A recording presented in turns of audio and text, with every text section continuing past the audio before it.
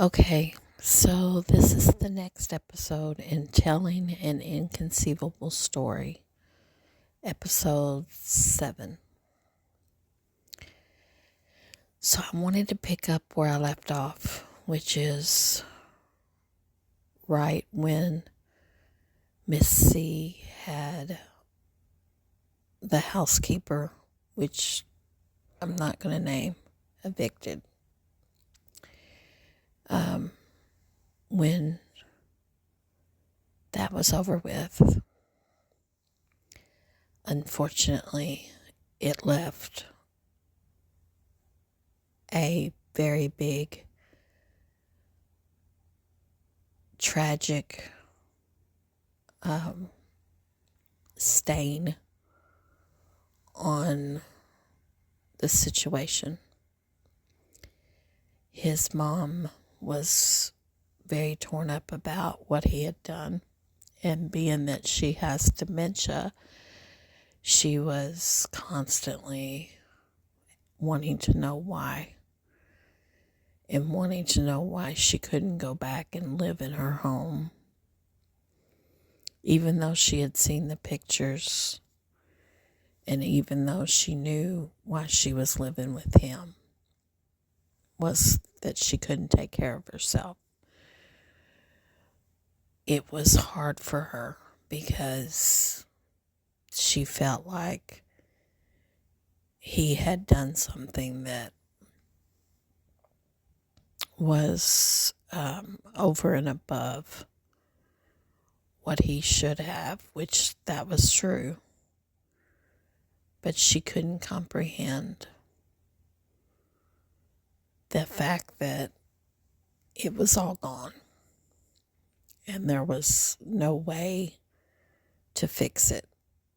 The only thing we had going for us, meaning Bobby, was that it was wintertime, and we kept telling her it was just nothing we could do at the moment to figure out how to fix it or how to make it better.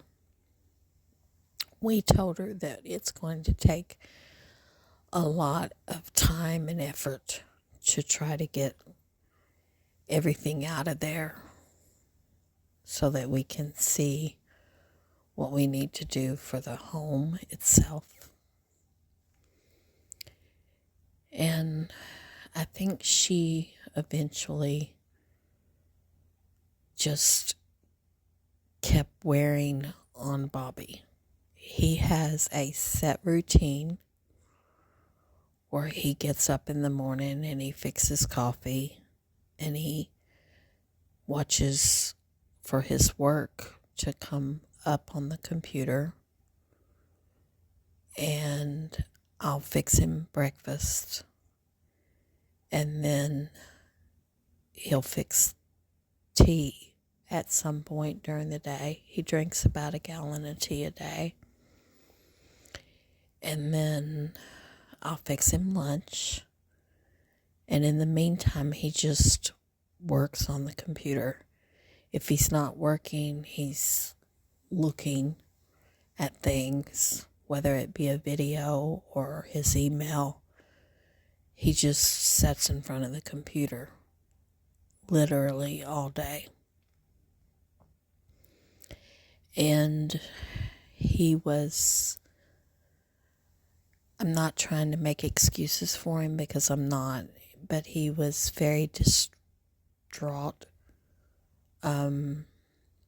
about her coming and asking repeatedly about why he did what he did. And she just wanted to know why. And I would tell him, you're going to have to talk to your mom. She wants to hear from you. It doesn't matter how much she asks. You owe it to her to talk to her. And he would tell her over and over and over again, he just did. He did it. He's sorry. Just accept that. And he was busy. And I felt sorry for her. I did. She got very depressed, and she sat in her room and held her head in her hands and cried. Sometimes she was okay. I would fix her breakfast or lunch, and sometimes she was okay. Sometimes me and her would be talking, and she seemed to get her mind off of things a little bit, but especially at first, it was just too much for her. And her blood pressure was high, which that was not unusual. Even before I had moved in, I felt like her blood pressure was sky high, and I told Bobby he had to take her to the doctor. He had to get her seen by a cardiologist. It was too high. And his comment was, I thought old people, their blood pressure went up, and it was not traumatic to them. And I said, no, that's not true. I said, her blood pressure is way too high, and she could have a stroke or a heart attack, and a stroke would be devastating because it may not kill her, but it may make your life a complete chaos compared to what it is now. And I said, you've got to get her seen. Well, he did take her to her primary care and then to a cardiologist. And unfortunately, the way medicine is these days, when someone gets as old as she is, which she's now 88, I think medicine looks at it as there's no real way to intervene. That a patient at that age is too far gone. And intervening would not make their life really any longer. And unfortunately, I've seen that before. And it is unfortunate. It is horrible, actually. There are people in many countries that live productive lives for years. But in America, I think healthcare is just too expensive, and they look at it as over and above. And I'm not judging, but yes, I am judging. I've been a nurse a long time, and I've seen a lot of things. And I've had doctors tell me, because I'm a nurse, that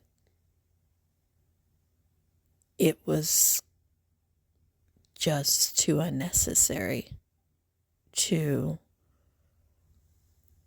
worry about a heart attack or a stroke or whatever else, because the person had practically lived out their entire life anyway, and you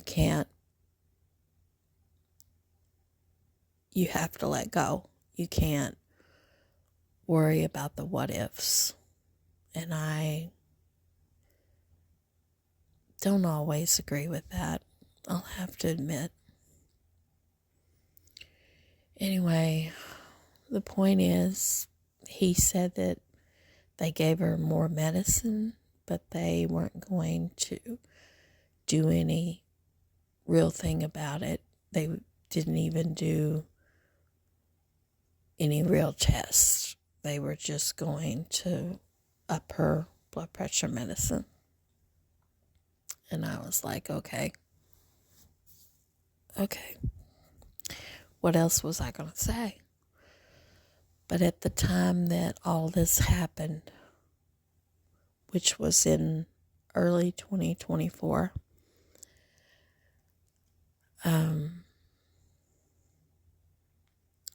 It was very sad to see how her blood pressure rose, to see her get sick at her stomach, which is all tied in together. I know because I have high blood pressure, and at times it's been very, very high. And I know how it can make you sick at your stomach. I know how it can make you have chest pain. And she would throw up. She would be in her room and she would throw up into a little bucket. And she was really having a lot of difficulty. But even before she got that bad, she was driving Bobby crazy. He does not like to be confronted about his mistakes. He does not like to have to face it, that he's done something wrong. And he has this attitude that I said, I'm sorry. That's all I can say. Let's move on. It's just very nonchalant and non-caring. And with his mom having dementia, it was just difficult to move on.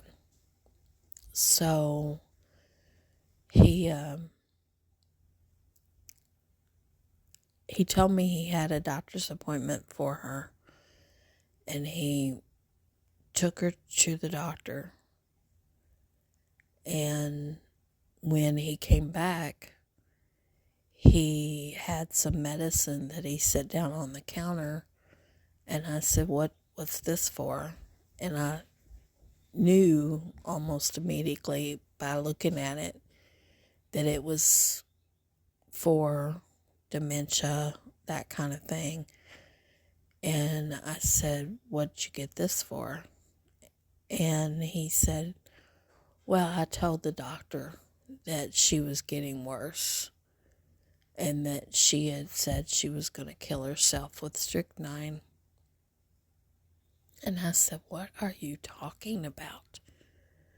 That little woman in that room in there is fine. She has said a bunch of stuff to you. I get that.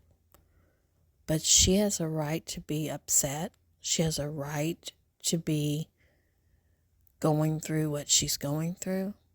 Yes, I know she has said she wants to die, but I, to be honest, have never heard her say anything about strychnine. And he said, well, she did once before. And I said, okay, maybe she did, but she's got dementia, and strychnine must have been something that she at some point in her life had dealt with. It's a poison. And I said, what are you talking about? Like, she's not worse. She's just upset. And I told him, I said, I know why you're doing this. You want her to leave you alone. You want her to go in her room and be quiet and not bring this up anymore.